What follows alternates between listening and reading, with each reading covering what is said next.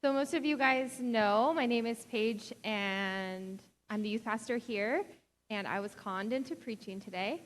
And no, I'm honored to be teaching and preaching and learning with you guys today. And lately we've been working on, I'm nervous, my hands are like, what do I do with my hands? We've been working through the Sermon on the Mount, though, with Greg, and Greg told me, oh, I'll just send you the verses that you'll be doing. It'll be great, Sermon on the Mount. Like, it's fine. So it's like, great. He texts them to me, and I go home. And I don't know if you've noticed this, but Greg is, like, slightly notorious for giving his guest speakers, like, different passages to preach on. So, but I was like, no, it's Sermon on the Mount. It's fine. So I get home, and I flip to, and I'm not kidding, the title on my Bible is just murder. I was like, thanks, Greg. I'm not going to say it's the stuff that he doesn't want to preach on, but I'm kind of thinking it's the stuff that he doesn't want to preach on. So, dumb stories aside, today we're going to read Matthew 5, verses 21 through 26. And what I want to do with you guys is just kind of tear this apart further and ask questions. And what we teach our kids in youth group is that it's okay to ask questions as long as you're looking for the answers. And so that's what we're going to do. And if you don't agree with my answers, that's fine, because it's okay to ask questions and look for new answers. So let's turn to Matthew 5. It says, "You have heard that it was said to the people long ago, 'You shall not murder, and anyone who murders will be subject to judgment.' But I tell you that anyone who is angry with a brother or sister will be subject to judgment. Again, anyone who says to a brother or sister, 'Raka,' is answerable to the court, and anyone who says, 'You fool,' will be in danger of the fire of hell. Therefore, if you are offering your gift at the altar, and there remember that your brother or sister has something against you, leave your gift there in front of the altar. First, go and be reconciled with them, then come and offer your gift. Settle matters quickly with your adversary who is taking you to court. Do it while you are still together on the way, or your adversary may hand you over to the judge, and the judge may hand you over to the officer, and you will be thrown into prison. Truly, I tell you, you will not get out until you have paid the last penny." Yeah, wow, it's kind of intense. A lot of people back then, and probably us now, kind of wonder, like, why did Jesus come and just oppose all these laws that were already set in place? But the truth of the matter is that he wasn't opposing them, but he was kind of definitely showing the people how our understanding of the law was no longer enough. We call the Bible the living word because it's something that we live with daily. It's something that we apply to our lives and continues to apply to our lives. It's not a manual that we use once and we figure out how it works and then we stop. It's not an assignment that we complete and then we forget about it later. We're supposed to use it every day. We're supposed to continue looking at it and see where God is asking us to grow. Like with Rachel and all the teachers here, we start the kids in nursery and preschool, and they learn Bible basics, like creation, Noah's Ark, that sort of thing. And then we go up to elementary school, and they kind of learn the stories that fit in between. And then junior high and high school come, and they're learning how to apply it and kind of more concrete, complex ways to look at it. And then college and maybe young families and stuff. And we keep kind of growing, and then suddenly we get to this point where we're like, well, learned it all, like I'm good. And we start approaching it more as like a reminder and not as something new to learn, right? Like we're going through Sermon on the Mount again. I've learned that. So this is a reminder for me. I'm not learning anything new. But that's not the case, right? Like as we grow, God teaches us more. And Jesus, he came to show the people that when you get overconfident in your actions of faith, when you think that you've learned everything, that's when you need to be worried. Because whether or not we like it, we're becoming complacent. And when we become overconfident in our obedience, in our faithful actions, that's when we stop seeing Jesus and we start just seeing ourselves doing the work of Jesus. So Matthew chapter 5, the people Jesus was talking to, they had mastered don't murder. Like, I don't think anyone's going to fight me when I say not a murderer is a good thing to have on your resume. It's a good trait, but they weren't seeking more. And that's where the problems were arising. It's like saying, like, oh, I've learned to walk, so I don't need to run. Like, I got walking down, no need to run. We've fulfilled the law. We've checked our boxes, and we passed. No further questions. Thank you. But that wasn't enough for Jesus, right? He says, great, you're not murdering, but let's look at your heart, because that's what Jesus came to rule with. He didn't come to fight with aggressive power and strength, though he could have, but he came to rule with his heart and his mind and to change the way the people around him approached life.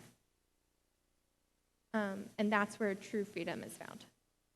So I want to read this again with you, this first part. It says, you have heard that it was said to the people long ago, you shall not murder, and anyone who murders will be subject to judgment. But I tell you that anyone who is angry with a brother or sister will be subject to judgment. Again, anyone who says to a brother or sister, Raka, is answerable to the court. And anyone who says, you fool, will be in danger of the fires of hell. This word Raka here, it means foolish or empty-headed or vain. And I'm going to go out on a limb and ask, and if you want to raise your hand, you can, but you don't have to. Like, have you ever called someone a fool? I called myself that many times while writing this today. Or have you ever, like, maybe thought somebody was dumb? Or has anybody ever had road rage? It's safe to say that everyone in this room has experienced anger at one point or another. And so the question that we might be thinking is, why does God make all these rules if it's something that everybody does? Like, why is it wrong if everybody does it? Can't we just live? Like, it feels good. How dare he want me to be better? But if you look at everything that God tells us and instructs us to do, it's all an attempt to protect us. I could list 100 stories for you about how anger has hurt people, and it wouldn't even begin to scratch the surface of the amount of stories out there. Like, a lot of us know a story of somebody who's angry with a friend or a family member, and then that family member, like, tragically dies, and then they are left with that, and it, like, eats them. Or you're so angry that it just, like, you can't focus on anything else. Or you're so angry that you have high blood pressure or ulcers or migraines or you can't sleep. Or did you guys see this last week, the football players? I don't even watch football, but I saw it. And the Cleveland Browns guy and the Steelers, I think, the Steelers quarterback, he was like, yeah, he, after a play, he, like, tries to rip the helmet, and then the Browns guy, he doesn't get it, so the Browns guy rips his helmet, and then the Steelers guy comes back and throws a punch at him, and then the Brown guy just takes the helmet and, like, whaps it in the head with it. And now he's suspended indefinitely over something that technically the Steelers guy started, all out of anger and all out of a split-second decision that now has, like, changed your whole life. But yeah, we should probably do what feels best, right? So when we think, why doesn't God want me to be angry? Why does he make all these rules for me? We need to remember that he's trying to protect us, not just from our own anger, but from the anger of others, causing us to lash back out. He's trying to protect us from all these broken things that happen in a broken world and end up hurting us. He's making rules to grant us freedom from the prison that we put ourselves in. And I read this a few months back, but it's so good, so I'm going to read it again. It's from Lloyd Olam, and it says, someday those people who decided to be their own God will get to live with themselves forever, totally alone, unloved, bitter, hopeless, remembering what might have been. That place is called hell, and the door will likely be locked from the inside, for this is what they are used to doing. You, on the other hand, are invited to live in his mansion. Living with God will be so fulfilling, you will be tickled you dumped all the other options. No death, no tears, no grief, no suffering. And isn't that beautiful, but so painfully true, that those people who decided to be their own God will live with themselves forever, alone, unloved, bitter, hopeless, remembering what might have been. And so we can all get behind that, right? That God's trying to protect us. But then we might start to ask, well, why does he have to be so harsh about it? Like, we get that it's important, but why does he have to say, like, well, anger is comparable to murder? Why can't he just explain it, like, a little bit less intense? But instead he says, if you're angry, it is comparable to murder, and you will be subject to judgment. And I just imagine, like, well, of course he's harsh, because we're fools who don't listen. As you know, I have 2 little boys, and if you haven't noticed, my kids are huge. And so they can reach things far beyond what they should be able to reach at a young age, and they're just like giant children. And so when I see Gordon, and he's like, for example, true story, standing on the dining room table, holding on to the chandelier, and it's swinging, I'm not going to say like, oh, could you please get down? Because it's not going to drive the point home, right? Like, he's not realizing that he could fall into the hard floor and bring down a glass chandelier and like maybe start an electrical fire. I don't know. But like, there's a lot of things, but in the moment he just thinks, well, this seems fun, so why can't I do it? And I have to protect him from these dangers that he doesn't realize are dangers, right? Because he doesn't know. And so when I come after him, I'm a little bit more harsh than please get down. It's more like, oh my gosh, Gordon Douglas, get down. And then I remove him situation. It goes on. I'm an okay parent. I promise. But so that's just me with a 2-year-old. And my view of the world and the dangers in it is so much more narrow than what God knows exists. And he's just the parent watching us swinging from the chandelier and thinking that it's okay, trying to get us down. So, like, of course he's going to be harsh because he wants to hammer it home. And he's trying to protect us from bad things happening, but we're so stubborn because we're doing what feels right, and so we choose not to listen until we've learned the hard way. And I want to pause right here and just say that if you are listening to this and you're thinking, oh man, I wish so-and-so were here to hear this, or, Debbie from work, oh, she needs this one. I just want to I don't work with a Debbie. I just want to pause you, though, and say, if you ever hear, not from me necessarily, but like any sermon that you hear, if you ever just catch yourself thinking like, wow, I wish so-and-so was here to hear this, just stop and ask yourself, like, what am I maybe unknowingly hiding from that's causing me to look outward instead of pulling God inward? Because usually when this happens, it's our brain pointing our thoughts away from our own issues and just projecting them onto someone else. And so what we need to do is just apply everything to ourselves and trust that God is working in those other people's too. A few chapters from here, Jesus says the famous verse of like, why do you worry about the speck of sawdust in your brother's eye and pay no attention to the plank in your own? And we can get so wrapped up in telling people that they're not living right for God. Like, we're doing it with a holy motive. But it kind of gives off the impression that we could do God's job better than him, maybe, if we don't trust him to reveal their sawdust in their eyes. Like, maybe that's his way of helping you see that you have something going on too. And so he tells us straight out, like, don't worry about the speck in your neighbor's eye. So I just want to urge you guys to, like, trust that God knows what's going on. He sees the whole picture so much more clearly than we do. And instead of spending our energy trying to correct other people, let's just try to correct ourselves and trust that God can use us as a light to help other people change. So often, we can get caught up in doing what feels right and doing what is right, the biblical things that we are doing right, not murdering, for example, that we fail to see what we're missing. And those are called blind spots. And that's one of the big reasons that we're called to stay in community. As painful as it can be, we really need other people around us to help us see our blind spots. And that doesn't mean that we need to point fingers and say, oh, hey, you missed this one, whatever it is. But it means that we should be watching others and seeing what they're doing right and then asking ourselves, am I doing that too? Isn't that such a more pleasant way to live? So when Jesus teaches the Sermon on the Mount, he calls out a lot of our blind spots. Back in chapter 5, it says, I'm just going to jump around a little bit. It says, you have heard, do not murder, or you are subject to judgment. But I tell you, if you are angry with someone, you are subject to judgment. 5:27 says, you have heard the law, do not commit adultery, but anyone who even looks with lust in their eye has already committed adultery in their heart.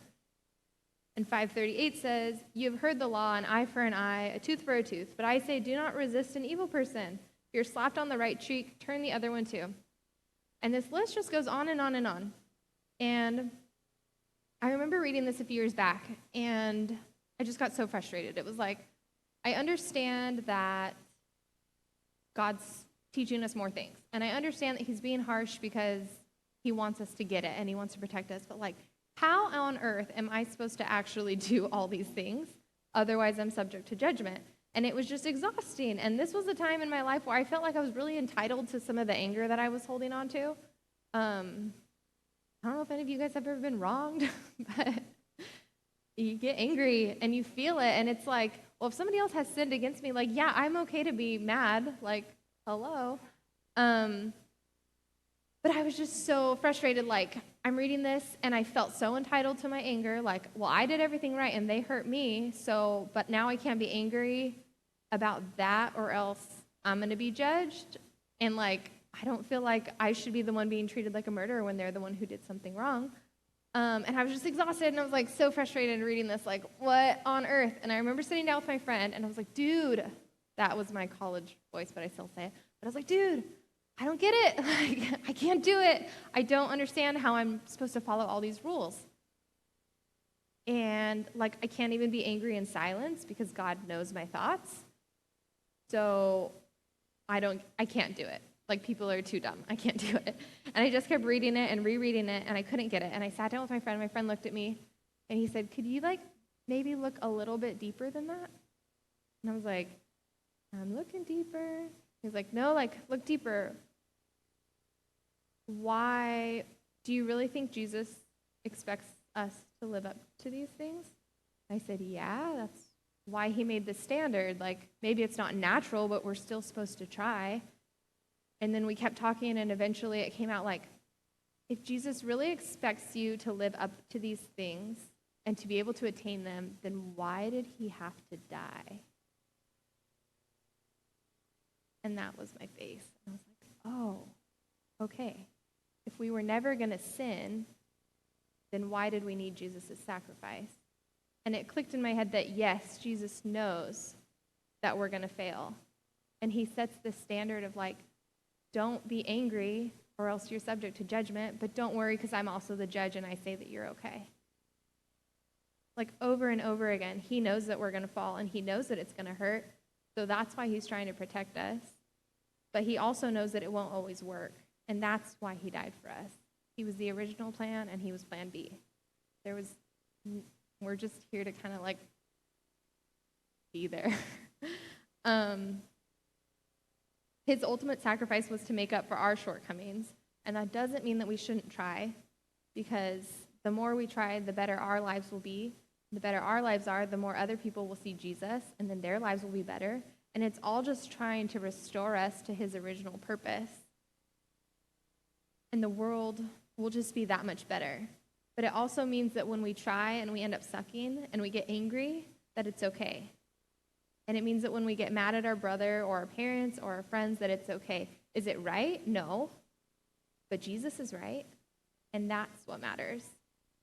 And we should always try to be better and to do better because that's what Jesus wants. Because being better is better, but Jesus is the only thing that can give us best. And so, as we close today, I've been reading this book for a while, and I highly recommend it. A short read. Each page is just one sentence and a picture that's meant to sort of open your eyes to a way that Jesus would want us to think. It's called 40 Days of Prayer. No, it's not. It's called Prayer 40 Days of Practice. And so if you guys would bow your heads with me, I'm just going to read to you a few of these prayers, and my hope is that they would resonate in you as much as they resonate in me, and that together we could just live this life of like trying to be better, but knowing that it doesn't rest on our shoulders, and that we have our original plan and we have our backup plan, and none of them are reliant on us. So if you would pray with me. Lord, may we cease to be annoyed that others are not as we wish they were, since we are not as we wish we were. Lord, before we see someone as a problem, may we see them as a human being. Even in conflict, may we see people as beloved instead of problematic. Lord, may our love and forgiveness for others be less and less optional. And Lord, may our awareness of faults never open a door for spite, but grant us a deep appreciation for grace. Amen.